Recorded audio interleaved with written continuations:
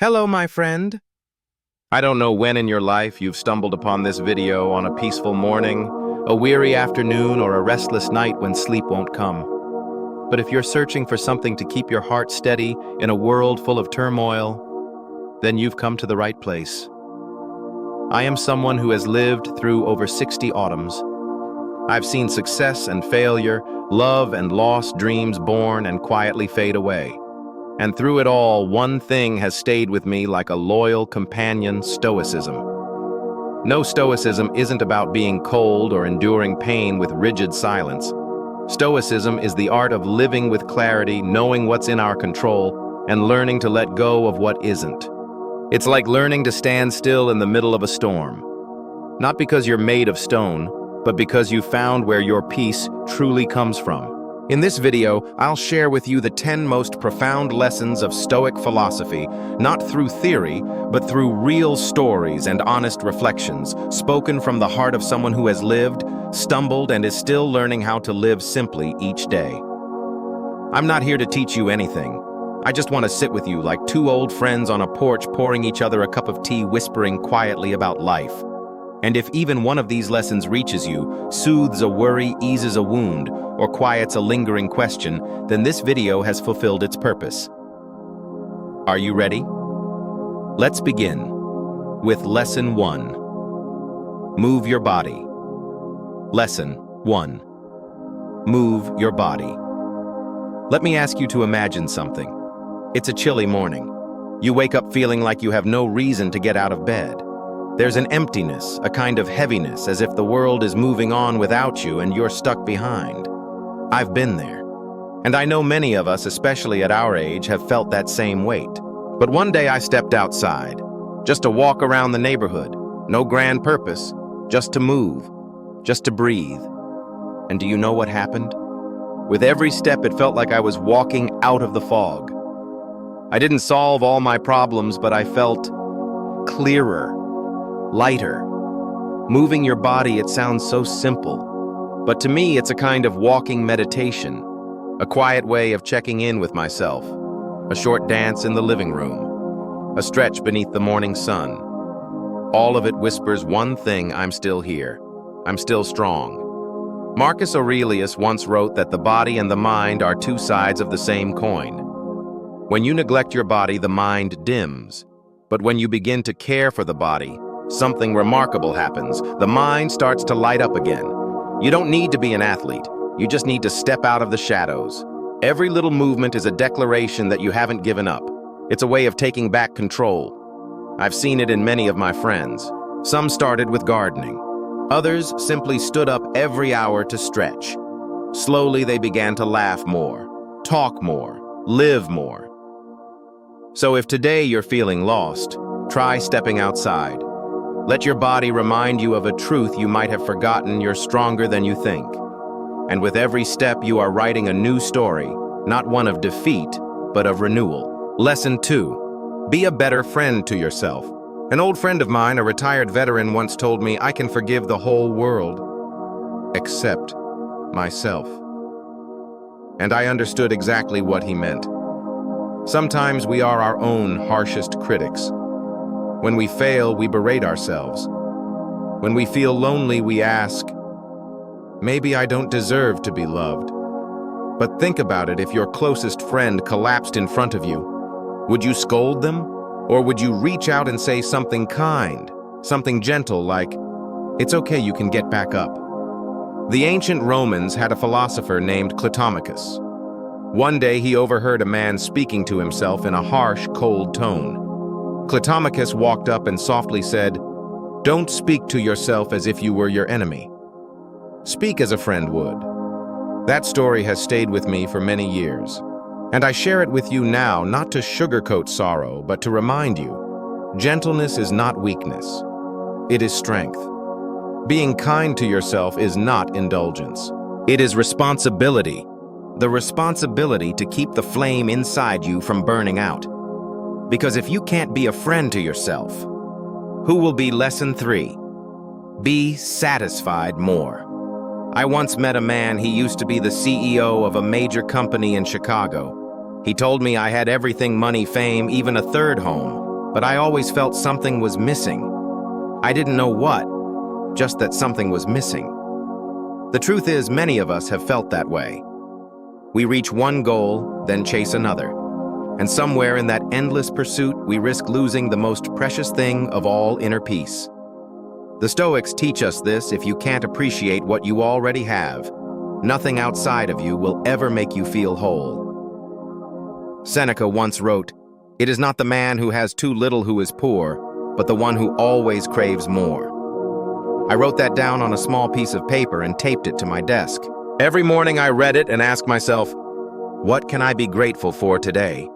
Maybe it's just a warm cup of coffee, a wife still asleep beside me, or the sound of birds outside the window.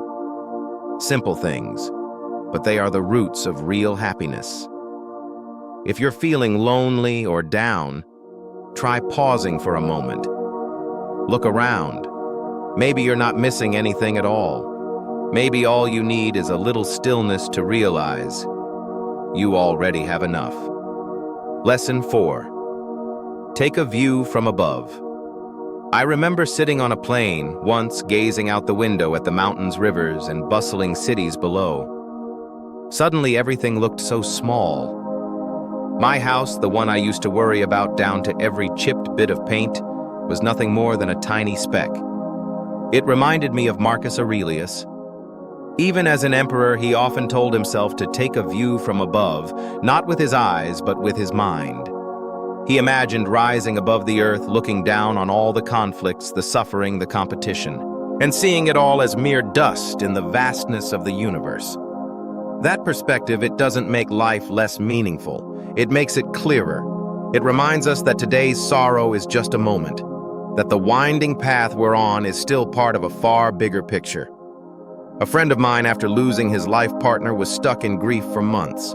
Then one day during a meditation session, he said, I couldn't let go of the pain, but I started to see it as smaller inside the larger picture of my life. You see, there are things we can't change, but we can change how we see them, and sometimes just changing the way we look is all it takes to begin again. Lesson 5. Learn to suffer with others. I remember once hiking in Colorado with a few friends. I was already in my 50s. There was a steep, rocky stretch where the wind cut like a blade and the cold numbed everything. I wanted to quit. But then I looked over at a friend beside me. He was shivering too, out of breath, yet he held out his hand and said, "We're not climbing this alone. We often think pain is private, a wound we must tend to in silence. But I'll tell you this, sometimes it's when we allow others to suffer alongside us that we discover our real strength." Stoics weren't closed off. They were warriors who knew how to connect. They understood that an army is stronger than a lone soldier. Like support groups, meditation circles, or even two friends sitting quietly together, that's where loneliness begins to melt away. You don't have to bear it all on your own. Share it. Walk with someone. Maybe you don't need advice. Maybe you just need a knowing look, a steady hand, a quiet presence. Because in the darkest moments, connection, even the faintest one, is the brightest light. Lesson 6. Ask for help. I used to believe that asking for help was a sign of weakness, but age taught me otherwise. It's a sign of courage. I have a friend, a widow, who lived alone after her husband passed. For a long time, she never told her children how empty she felt. Until one day she called her daughter and said, "I just want you to know I feel very lonely." And from that moment, everything began to change. Marcus Aurelius, a mighty emperor, once wrote, "Never be ashamed to need help. Even the strongest need a companion." You don't need to shout it in the streets. Sometimes it's just a message, a small gathering, or simply admitting I'm not okay right now. You're not small for doing that. In fact, you're becoming deeper, more connected, more human. That's a kind of strength, the strength of honesty and trust. Lesson 7. Focus on your path. Have you ever looked at someone else and wondered, why do they seem happy, successful, fulfilled? While I'm still struggling, I ask not to sadden you, but to let you know you're not alone. And to remind you every person walks a different path, and the fastest way to lose yourself is to follow someone else's. Seneca called this euthymia, a state of inner calm, when you're no longer swayed by other people's roads. When you stop comparing, stop chasing outside expectations, you begin to hear your own true voice again.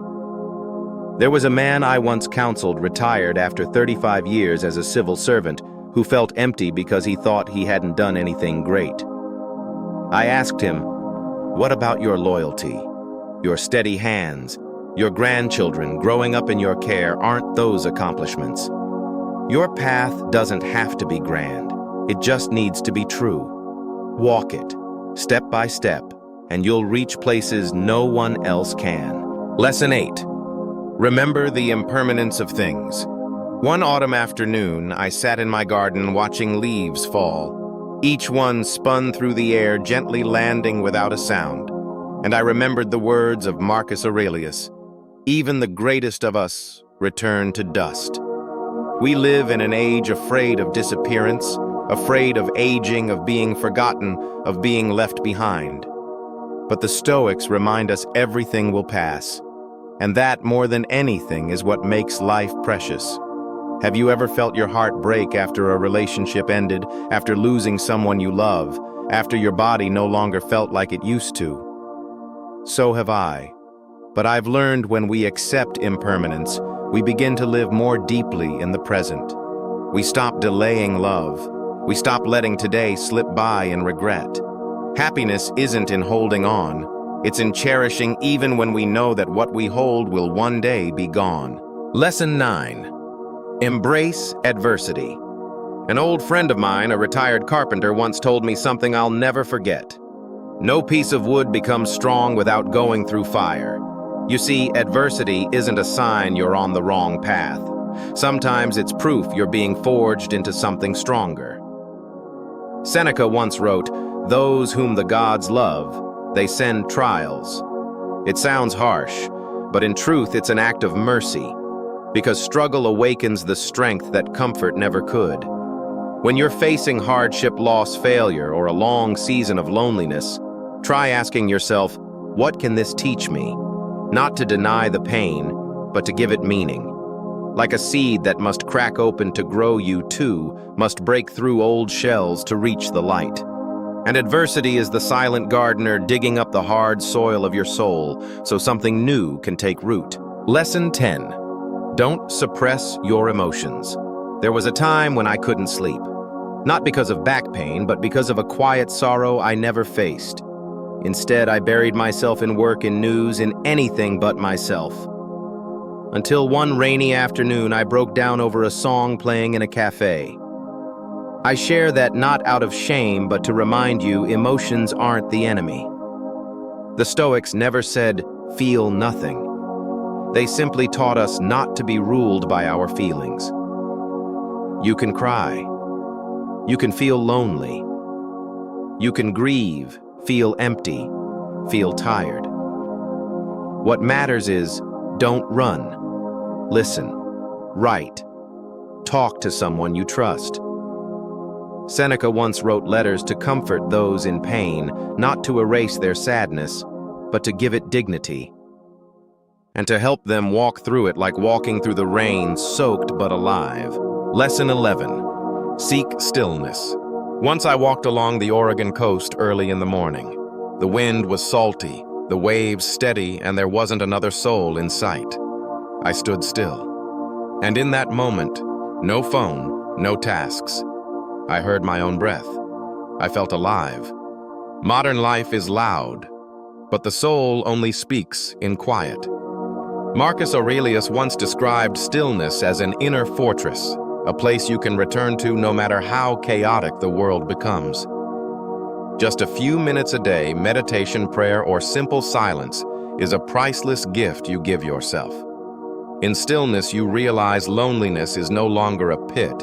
It becomes a space where you can hear yourself and discover what you truly need. Lesson 12. Accept things as they are. I once lost someone very dear suddenly. I was angry, devastated, full of regret. I wished I could go back just a week, just a day, to say one last word. But time doesn't run backward, and I had to learn to live with what I could not change. Acceptance doesn't mean giving up. It is one of the bravest acts of a mature soul. Aurelius called it amor fati, love of fate. Not just enduring what happens, but embracing it as an inseparable part of the journey. Picture life as a river. You can fight the current, or you can learn to swim with it, discovering beauty along the way. When you stop resisting something strange happens, you begin to feel life not as you wanted it to be, but as it truly is. Lesson 13. Practice gratitude. Every morning I make coffee, open the window, and write down 3 things I'm grateful for. Some days it's just I'm still breathing. Other days it's heard my daughter's voice on the phone. And you know what? That small habit changed everything. Gratitude is medicine for a weary soul. It doesn't erase sadness, but it helps you see the light, even if it's faint. The Stoics spoke of gratitude as a moral practice, a way of cleansing the mind each day. If your heart feels heavy today, try this. Write down 1 thing, just one that you still have. A roof. Someone who calls your name. A song that stirs something in you. Gratitude doesn't change your circumstances, but it changes how you see the world. Lesson 14. Give what you feel lacking. A friend of mine. He lost his wife in his 60s, told me he felt unbearably alone. I asked him, "Is there something you could do for someone else who's lonely too?" So he did something simple every week. He visited a nursing home and read books to residents who had no family left. A few months later, he told me, "I still miss my wife, but I'm no longer lonely." When we lack love, let's give love. When we lack joy, let's bring joy to someone else. Stoicism doesn't teach us to close off. It teaches us to act with both reason and heart. You want to feel like you matter. Create meaning for someone else. That's the shortest path to healing the emptiness within. Lesson 15. Don't run from sadness. An old friend of mine, now in her 70s, once whispered to me after her husband's funeral, "I thought I needed to be strong to stay busy, to carry on like nothing happened. But the more I tried, the more exhausted I became." We're often taught that sadness is something to overcome as quickly as possible, that if we're still grieving, we're somehow weak. But you know, in Stoic philosophy, no one ever told you to pretend you weren't hurting. Epictetus once said, "It's not the events themselves that disturb us, but the way we perceive them." I've seen many people after loss, after failure, try to suppress what they truly felt. They'd say, "I'm okay," but their eyes told a different story. Their bodies were tired, their voices hollow, and I would gently tell them, "You don't need to outrun your sadness. Sit with it. Listen to what it has to say." Because here's the strange thing, when you're brave enough to face your pain, it becomes the very doorway to healing. One of my students who once battled a serious illness after years of fighting and denial finally did something simple. She sat by a window alone and let the emotions flow like a river. And from that day, she started painting again, cooking again, and laughing again. Have you ever experienced something like that? Don't fear your sadness. Let it walk beside you for a while, and then you'll see it didn't come to stay forever, but to remind you that you still have a heart.